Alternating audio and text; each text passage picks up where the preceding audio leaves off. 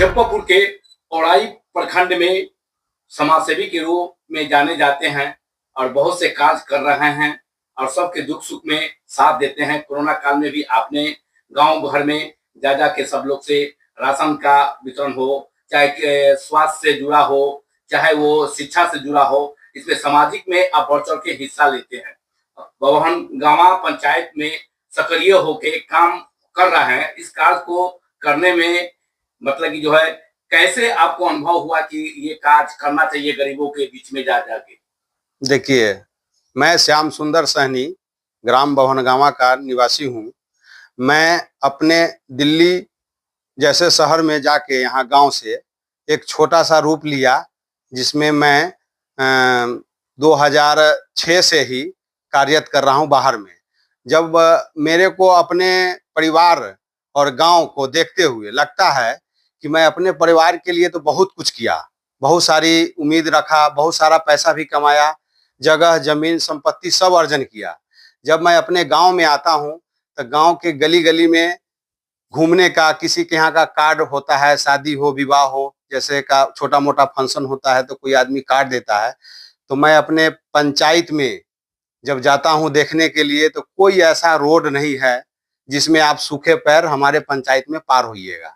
इतना इतना पानी लगता है, मतलब साधन नहीं है कि किसी के घर में आप मतलब जूता पहन के नहीं जा सकते हैं। या तो आपके पास कार हो तो डायरेक्ट जाइए, कार से उतरिएगा, ये हाल है। अगर थोड़ी बहुत भी बारिश हो जाता है तो अभी छोटा मोटा काम ऐसे जैसे निजी कोष से कहीं पे रोड का रिपेयरिंग हो, किसी के यहाँ मान के चलिए कोई गरीब हो जिसको इलाज कराने का पैसा नहीं है, उसको भी 2000, 4000, 5000 करके हम चंदा रूपी उसका सहयोग भी करते हैं। जहां मुझे लगता है कि मेरे गली में अंधेरा है, जहां लाइट का जरूरत पड़ता है, या किसी मंदिर में या किसी कोई भी सामूहिक स्थान पे जरूरत पड़ता है कि भाई यहाँ पे यह काम होना चाहिए, 10 आदमी मिल के कहता है कि यह काम श्याम सुंदर जी होना चाहिए, करा दीजिए, तो उसमें हम एक्टिव रहते हैं और उस काम को करवाते हैं। देखा जा रहा है कि गांव में निकलते हैं और समस्या मतलब कि सामने आता है तो समस्या का प्रयास आप करते हैं कि उसको हल किया जाए। राज्य सरकार और केंद्र सरकार का बहुत सी योजनाएं हैं, उस योजना को मतलब कि धरातल पर नहीं देखा जा रहा है, तो आप इसको अगर आप प्रतिनिधि बनते हैं जी, तो किस रूप से और कैसे मतलब कि पंचायत को संभालिएगा, वो बताएं। देखिए, अगर जनता ने मौका दिया कि आप इस गद्दी पे, इस मुखिया लायक हो, अगर मुझे मौका मिलता है तो अपने पंचायत में सरकारी तो छोड़िए, सरकारी का जो सरकार का जो उपलब्धियां होगा वो तो होगा ही, जो भी योजना होगा वो होगा ही। मेरा निजी भी जहां 2-4 लाख रुपए का जरूरत पड़ेगा कि नहीं ये काम होना चाहिए तो मैं उस काम को करूंगा। तो जो राज्य सरकार केंद्र सरकार की योजना है, आप देख रहे हैं कि उससे लोग को मालूमात नहीं हो पा रहे हैं, लोग फायदा नहीं उठा रहे हैं, तो उस योजना को मतलब कि आपका भी फर्ज है लोगों को बताना, लोगों लोगों को बताना, जागरूकता करना। बिल्कुल करेंगे। हर घर घर जाके लोगों को बताएंगे कि यह सरकारी योजना है, क्योंकि हमारे पंचायत में बहुत सारा आदमी है जिसमें 2-4% ही लोग जानता है कि यह इंदिरा आवास योजना है, यह फलाना योजना है, या ये सरकारी योजना है, कृषि इनपुट मिलता है कि नहीं मिलता है, किसी लोगों को कोई चीज जानकारी नहीं है। तो उसमें क्या करेंगे, घर घर जाके हम जानकारी देंगे कि यह योजना आया हुआ और उस पर हम काम करेंगे। शिक्षा स्तर पर चले आइए, तो शिक्षा स्तर में मतलब कि क्या कमियां आपको नजर आ रहा है? शिक्षा स्तर में क्या है, हमारे पंचायत में एक भी सरकारी हॉस्पिटल अभी तक है ही नहीं है। मेरा पहला उद्देश्य रहेगा कि अपने पंचायत में सरकारी हॉस्पिटल बना जाए।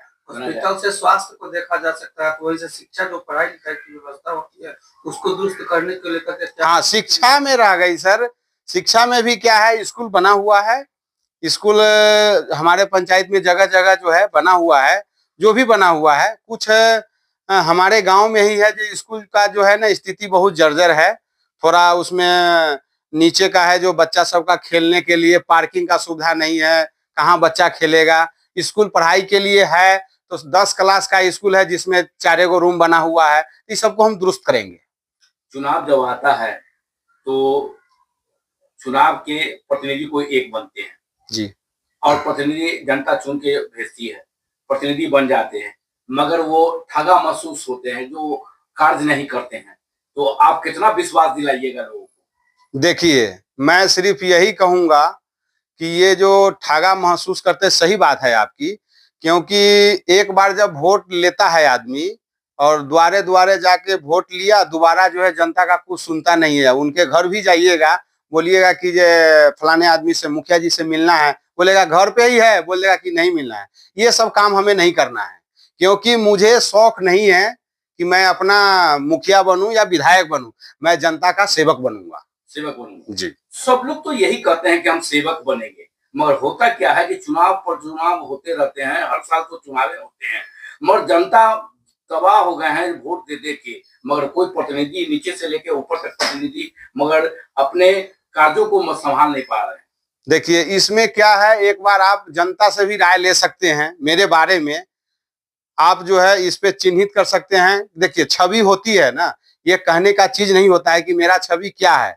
कोई भी नेता नहीं कहेगा कि मैं खराब हूं, सब कहेगा अपने आप को अच्छा है। लेकिन आपको इसके लिए जनता के बीच में भी जाके आप पूछ सकते हैं कि श्याम सुंदर जी कैसा आदमी है, उस लायक है कि नहीं है। हम लोग तो पूरी टीम मतलब कि जाएंगे, घूमेंगे कि आपका किस तरह कार्य हो रहा है, लोगों से मैं पूछूंगा कि कैसे आप छवि के हैं, वो उसके साथ है। तो अगर चुनाव आती है तो आप पूरे दमखम से मतलब चुनाव लड़ने के लिए तैयार हैं? जी बिल्कुल, इस बार का जो चुनाव आएगा, इस बार हम मुखिया का चुनाव एकदम बिल्कुल दमखम के साथ लड़ेंगे, तहे दिल से। जनता का सहयोग मिल रहा है अभी घूम रहे हैं तो? जी, अभी हम मेरा पहला कैंपेन था, मेरा कल बर्थडे भी था, उसमें मेरा पहला कैंपेन था, उसमें जनता का प्यार और आशीर्वाद। मैं श्याम सुंदर सहनी, मेरा बभनगामा पंचायत हुआ। मैं अपने पंचायत वासियों को मुहर्रम एवं सावन माह का ढेर सारी शुभकामनाएं देता हूं, और साथ साथ ये भी कहता हूं कि शांति पूर्वक से आप लोग अपने त्योहार को मनाएं।